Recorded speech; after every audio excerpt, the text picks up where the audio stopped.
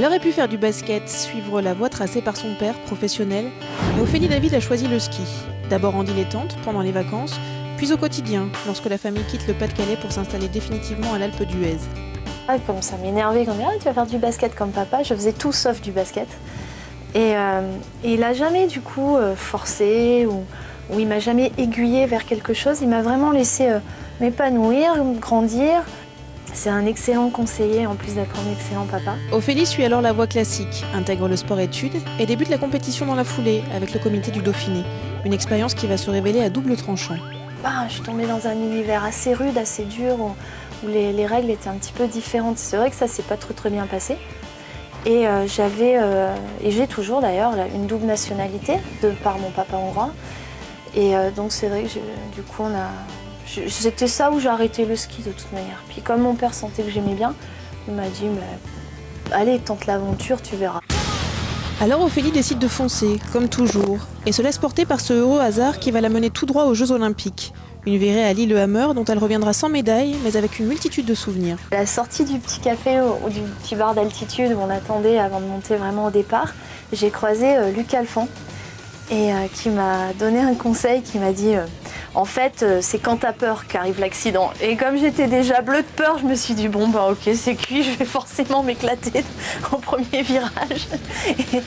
La parenthèse hongroise refermée, la jeune Savoyarde se lance à l'assaut du Pro Tour aux États-Unis.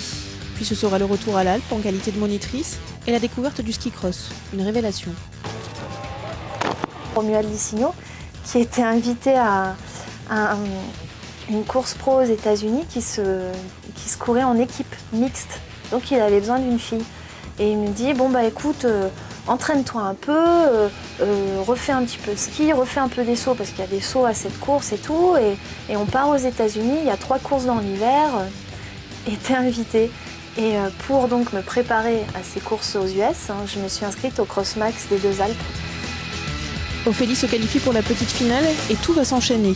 Invitée à la Coupe du Monde de Tignes, puis aux X Games, elle décide de tout lâcher pour se consacrer à cette nouvelle discipline. Le début d'une domination sans partage, récompensée par 7 globes de cristal et un titre de championne du monde. Seule ligne qui manque à son palmarès, l'or olympique. Rêve envolé en quart de finale à Vancouver. J'avais quand même en tête des choses qui faisaient que tu prends du recul et tu te dis ok, j'ai pas réussi à faire mon rêve, mais bon, est-ce que je serais plus heureuse aujourd'hui? Non. Est-ce que la vie de quelqu'un en dépend? Non. C'est vrai que je m'étais dit, tiens, si je suis championne olympique, je voudrais rendre hommage à Karine Ruby. Je me disais qu'elle avait été la première championne olympique en snowboard. Si j'avais été la première championne olympique en ski cross, mon nom aurait été associé. Et ça aurait été une fierté énorme pour moi. Une occasion manquée, mais il y en aura d'autres. À 34 ans, Ophélie a toujours ce feu sacré qui la pousse à continuer. Mais jusqu'à quand? Je pense qu'il faut toujours avoir l'envie de construire quelque chose. Ce qui est fait est fait. Ce qui est loupé est loupé. Ce qui est réussi est réussi et on ne pourra pas le changer.